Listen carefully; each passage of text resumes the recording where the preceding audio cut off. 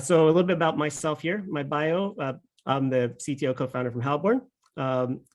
Some of my skills and things I'm interested in: blockchain, cybersecurity, and some personal hobbies too. I play guitar and like to produce music. I also, things that are not involving a computer screen, I just go out and play golf. I'm actually quite good. I didn't think so because I'm like the most terrible at every other sport. And get some fresh air and some sunlight. So because I live in Miami, and I'm probably like one of the whitest people here in Miami as far as my skin. I need to go get a tan. So I go out and get golf and actually get some vitamin D from the sun. So I also am the author and instructor for SANS SEC 554, which is the blockchain smart contract security course. So we just launched the news that it's been expanded into a 5-day course. So that will be offered here very shortly. You can go on the website. I think we have a beta run coming up on September 19th. I also contributed to the Internet of Things pen testing course, which is SEC 556. I did one of the first days with my co-authors, Larry. It was a great course. If you guys are into it, there's a lot of things with IoT that are very similar to blockchain. So I'm going to kick off here. So why blockchain security? Why are we even having this summit? Why is there a class dedicated to this? And the fact is that it's very, very different. And most of the things or the expectations, even things that we see that industries are doing to get into this space, maybe investing in it, but also larger enterprises that are trying to secure their blockchain infrastructure, usually they're missing something and they're doing it wrong, because a lot of the models and the frameworks that we use and a lot of the tools that we always use for security, they just don't work. There's a couple things that are similar, but if you want to scan a code scanner, for example, well, does your code scanner scan Solidity, or does it scan Rust or any of these other like new proprietary languages? Chances are not. So a lot of the ways to work in the industry too, if you're a professional, they don't fit. There's we mentioned about the pen test reports that come out, as marketing material. It sounds kind of like a joke, where usually these are top secret confidential, but the fact is a lot of community members on the DeFi side, or the more open source side, expect to have the reports public. So that's not to say that larger financial institutions that are doing this need to go public with their reports, but certainly as somebody in the industry, you have to expect that to happen on some of the engagements. And probably the biggest difference between all this is that the incentives for bad guys and threat actors are insane. There is so much more bounty at stake, and they have a lot less risk involved on their side, and it happens extremely fast. So one thing, just to compare you, what's the typical pay if you're a hacker on blockchain and you know how to do these and exploit these vulnerabilities? Let's compare the classic bounties and kind of like the attack steps that happen in order to have a payout as a cyber threat actor. So they usually something, they'll scan targets on a network or a domain, create a phishing campaign around that, set up their command and control server, and then they'll start sending phishing emails to the people of the company, hoping that somebody from HR or somebody maybe with some privileges will fall for it and click on it. When they finally do, they wait for the victims, they get a foothold, they can maybe establish some persistence, then start scanning and looking for valuable assets. Where's the credit card, the DMZ or the PCI network, or the PII, where's that stored? They have to scan all that, find it, pivot to that segment, extract the data. Hopefully you're not getting caught, going through, pulling out through DNS, and then, okay, great, I made off with all the goods. Let me go sell it on the dark net. And then they finally get to sell it, and okay, average right now about $35 for a credit card, and PII or identity, maybe $160. It's a lot. I hope it was a big database dump for them, so they can make all that worth it. Let's look at Web3 or blockchain bounty, what you have to do. So I could go on GitHub, find some new projects that have a lot of investment in them, and you could see that because it's public. Okay, I found vulnerable code here. Let's go on the mainnet on Ethereum and exploit it. All right, I got my money, and let's go send it to a mixer and off ramp it. And the average hack for that is about 21.3 million last year. So if you were an adversary, a threat actor, where would you kind of invest your time? Pretty obvious. So Now they're playing with Power. You guys remember Power Glove? That thing was awesome. I only had a couple games though. But yeah, now they're playing with Power. They have so much more they can earn, and it's so much easier to do this. And this is why you see time and time again these insane hacks. The second biggest heist in the history, not just in like technology, like in all of history, the second biggest one was the Poly Network last year. It was over $600 million. So really, we need to blow away all of our old habits, because this is a reset. We have to hit the reset button on the way that we think and the way that we operate. Because the reason why is the game has switched. And we're in the next generation of the technology now. So we have to prepare for that. And there's many things. Everything is new. Everything has flipped on its head. And we can't take old habits and approach cybersecurity the same way. So one example here is a very well-known standard that's been around for many, many decades, the OSI model. This is a concept that I've been working on to kind of show and illustrate the difference between just the standard technology stack. So this is something that is brand new, and the OSI model, all the way from physical to the application layer, is something that you study in computer science. You study this in some of the first security classes ever. It's a universal language for computer networking. There's also an 8th layer that they consider like the human layer, and that's like the users and the people behind it, organizations and policies that support that. So throw that out, because if you look at blockchain security, there is a blockchain OSI model that is conceptual and works very different, that you have to consider as you go through it. So I'll talk about each of these stacks here, and just to illustrate how this is a different type of technology and how it's a different discipline completely, and the way that you have to approach it. Probably the most common one between both of them is the physical layer. And this is all bits, zeros and ones. The physical and intellectual, probably they can be considered the same. But once you go beyond that, that data link layer is actually now a peer-to-peer layer. There is, with blockchain, what makes it decentralized is you have a peer-to-peer connectivity of the way participants, whether they're miners or they're nodes or validators, the way that they are participating with each other. And it's an abstract layer that allows this decentralized and distributed structure to communicate with each other. And why are they communicating with each other? That's the next layer of abstraction, is there's a consensus layer for that. So there's a concept of a BFT, or Byzantine fault tolerance. I won't go into the details of that, but basically it's a way to allow a network to stay in sync, but still remain trustless. And it does this through consensus. There's examples of consensus like proof of work and proof of stake, and there's a few other ones that are out there too. But it's a way to keep the network or the block generation going, to encourage participation, and maintain integrity of the whole ecosystem. And it's called consensus. And there's different protocols that do this, but that layer is really what keeps everything in sync together.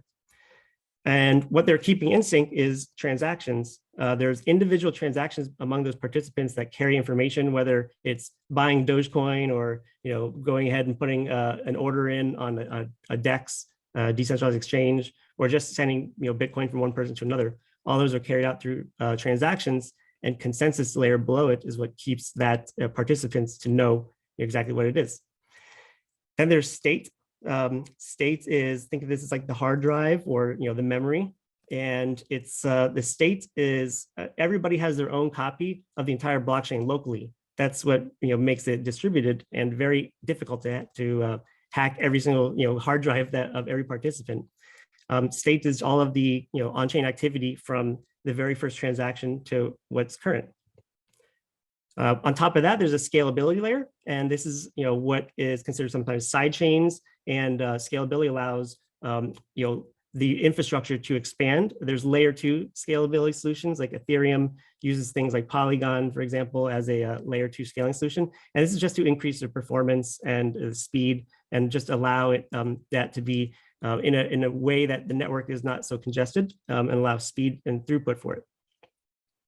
And finally get to like the application level layer. Is the decentralized apps, or dApps. It's a logical layer where you have smart contracts now that are Turing complete and manage all that. They execute and decouple that from everything that is on the transactions, but there are some protocols that combine that with the network together. So this is like the application layer. Everything that you see, if you use something like a Uniswap or any type of distributed app, the backend for that is the blockchain. There's not a server per se that is running on an EC2 instance or something. It's a blockchain backend with just a DApp on the front interacting with those contracts.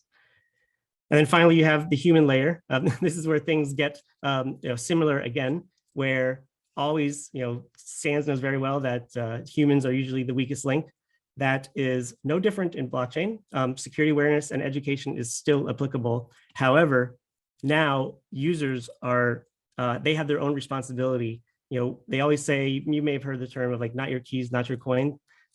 They say that because the client server model becomes the server client model in this. And now the private key, instead of being on a server to do all your encryption, you have the private key and you're the one that is responsible to secure that. So you have to know how that is done because you are now the bank.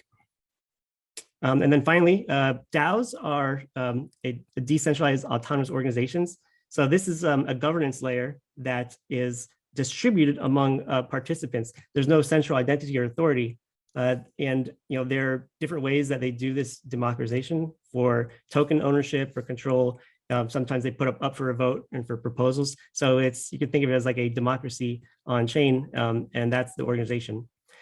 And then finally, on top of this, this is more like off chain, but it's the policies around the whole layer of the protocol.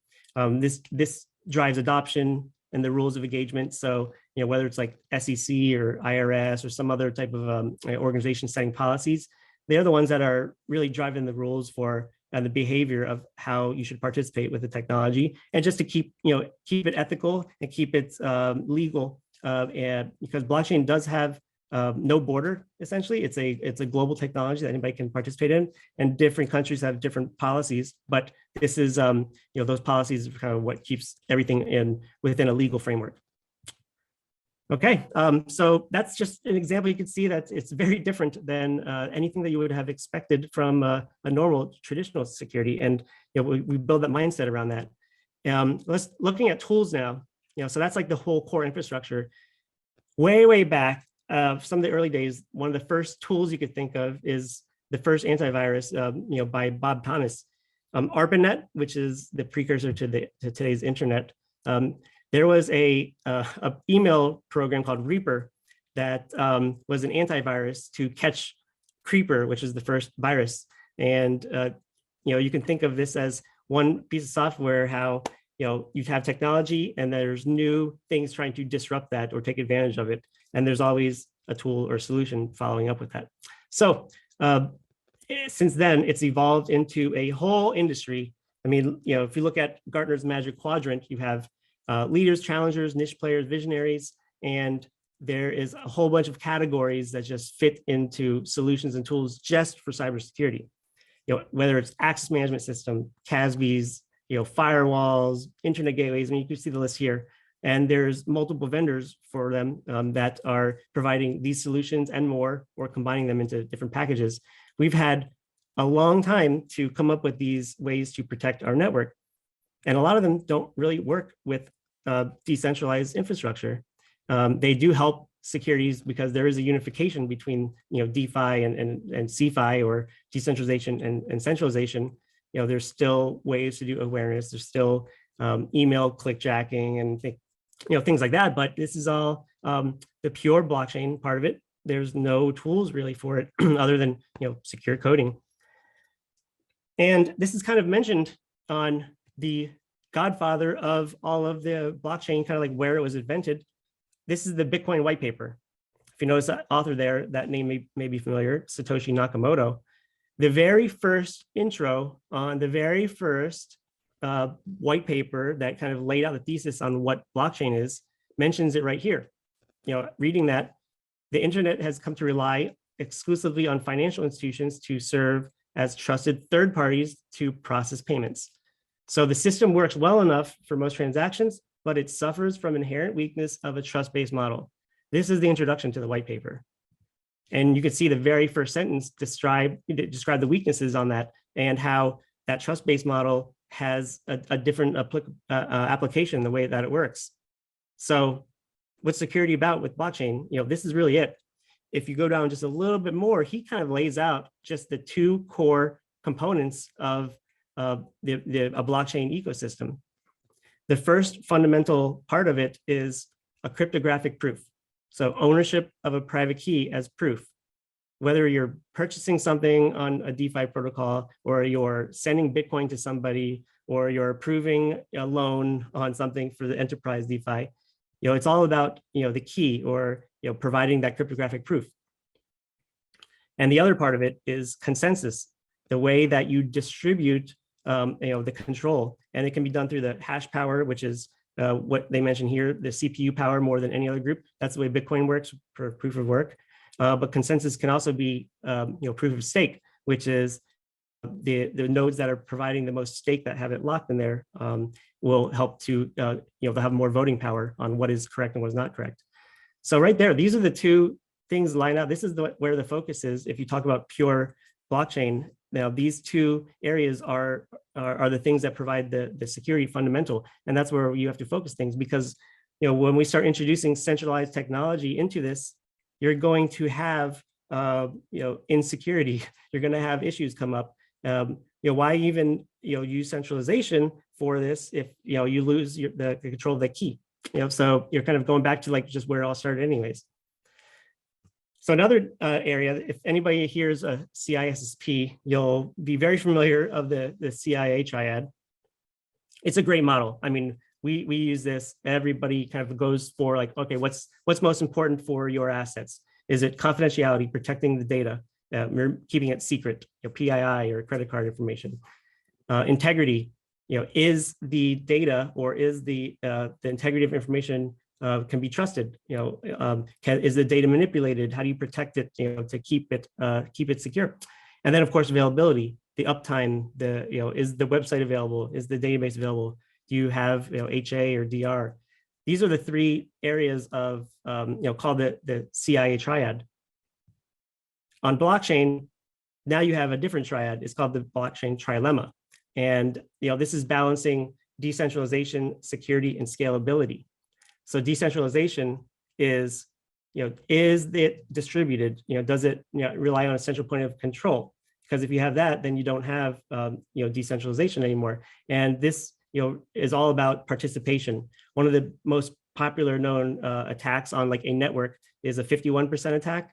That's if somebody provides enough hash power consensus to control 51% of what the block creation. They can make their own decisions, like double spending. Other one is like scalability. So can it handle an increasingly growing amount of transactions? As participation increases, is it going to bog down the network? Is it going to can it scale? And this is like very much related to availability. And then finally, just security. This is, can the blockchain and the system operate as expected? And because it is something that is immutable, you can't go back and like change something once it's been confirmed. Can it defend itself long term against attacks and bugs? Is it agility there enough to perform in the future when there's unforeseen issues? So some of those unforeseen issues, you can consider that as like web app attacks, that 0-day attacks that are always coming in. And looking at traditional security, you have the OWASP top 10. This is something that is very well known. It's a standard that I think is fantastic. They update it every few years, and you can see the here, the OWASP top 10. It's attacks that are exploited by attackers on web applications. A lot of these vulnerability categories, they don't apply to blockchain. There are some that you can consider, like broker and access control and smart contracts. Yes, that's a category. There is access control rules in there. Cryptographic failures. Obviously, cryptocurrency can have cryptographic failures. Misconfigurations of your nodes and miners. Those are things. But a lot of them are they don't apply. So when you look at unforeseen issues, a lot of the attacks that you see now, they're really on this app level, like the web app or the D app level. And you can make a smart contract top 10. Now, this isn't a top 10 that's been curated by any consortium. Walbroehl and some of our peers in the industry are working on kind of standardizing a lot of the security top tens. But there's so many 0 days here that it's always like an evolution of types. Like, oh, what do we call this new attack type here? We've never seen something like this before. But some of the ones here, we look at it like centralized ownership, broke authentication, blacklisting and burn functions. One can argue that it's a feature or a bug, on that.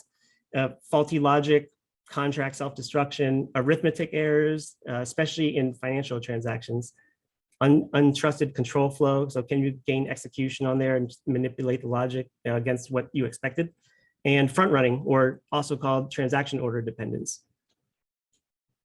So you can see that there's a lot of different categories, lots of things to learn, lots of things that are new that may be somewhat familiar, completely unfamiliar, or if you're in here, you've never, if you're working in the space, you've never seen it kind of laid out and explained this way. What about applying our skills? How do we know this? How do we adapt ourselves to learning this as a security professional, which I'm guessing many of the people here on this summit are? Effectively, you have to wear a lot of different hats. So security professionals have to, in blockchain in particular, have to wear many hats. One of them for sure is code security. So if you're scared of code, recommend studying it up and learning it, because there's a lot of new languages like Solidity and Rust, and you have to understand the logic. It's a foundational knowledge of cybersecurity in general, but especially with smart contract auditing. So you have to know that. Code security is one. Then monitoring and forensics, the blue team side of things. You have to understand on-chain transactions. You have to know what is going on.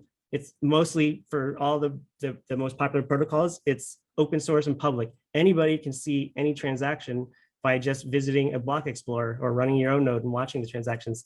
Ever since the very first one, for Bitcoin, the Genesis block #1, when Satoshi Nakamoto sent the first payment, you could go back and see that. And what was it? For a smart contract, what were they executing? Where did it come from? How much was it? What were the results from that? All of that's on chain, and you can do forensics on this. And then finally, this one is a completely different type of discipline. It's financial protocols. So you can be a great hacker ninja, but financial protocols, you have to know, like, why do I need to know about like yield and lending, percentage and APY, or loans, borrowing funds from that. There's a attack category called a flash loan, and it's being able to borrow enough to perform some type of attack against a governance protocol. This is all like financial models, and understanding some of the financial protocols and the logic in that is extremely useful for some of the more advanced type of attacks and the large hacks that you see kind of in the headlines all the time. So Mario says, oh, mamma mia, that's so many new skills. How can I wear all of these hats at once? I need my gold star to get extra invincible power. So with code security, it's relatively new, and to perform auditing on them, you have to learn them. A couple samples here is Solidity and Rust. Those are the ones that we at Walbroehl focus on the most. There are other ones like Golang. And when you start to look at the DApps or some of the other languages like the front end, those, they use JavaScript and they use traditional languages. So it's a multi-language protocol, and you have to know at least be familiar with them, because this is really what's driving the logic on a lot of the smart contract applications. Blockchain forensics, there is a whole new way of validating and tracing monitoring. Doing a Wireshark and doing a packet capture. Okay, yeah, that's great for maybe the traffic going on here, but that's not really going to audit a lot of the blockchain side of things. There's new tools out there like Tenderly and Forta, who we have Forta giving a talk here later today. And these tools are kind of revolutionizing the way you do blockchain defense and forensics. So tracing it and looking at the call stack of a smart contract execution, this is something that is completely new. And financial protocols. Yeah, don't let this scare you.